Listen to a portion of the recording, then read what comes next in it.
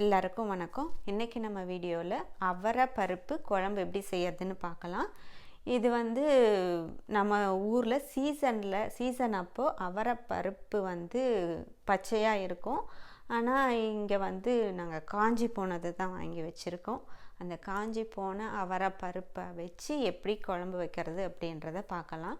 ரொம்ப சிம்பிள் தான், ரொம்ப பெரிய விஷயம் கிடையாது.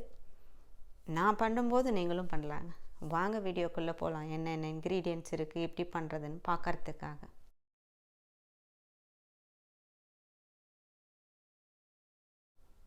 முதல்ல என்னென்ன இன்க்ரீடியன்ட்ஸ் அப்படின்றத பார்த்துடலாம். தேங்காய், மிளகாய், ஜீரகம், சோம்பு, தக்காளி, கருவேப்பிலை, வெங்காயம், மஞ்சத்தூள், அவரைப்பருப்பு, எண்ணெய், உப்பு.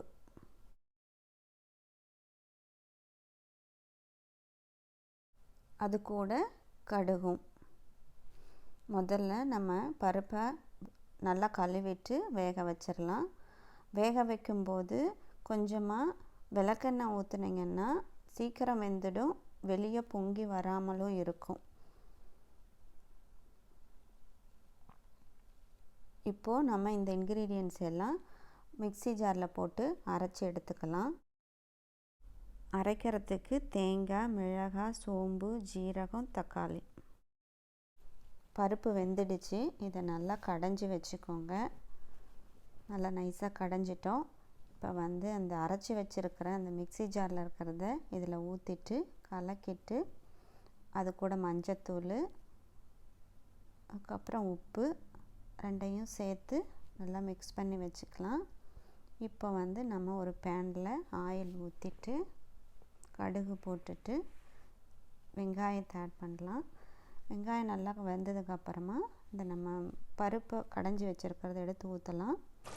நல்லா கொதிக்க வச்சுட்டு கொஞ்சம் நேரம் கொதித்ததுக்கப்புறமா கடைசியாக நம்ம கருவேப்பிலையை போட்டு இறக்க வேண்டியது தான்.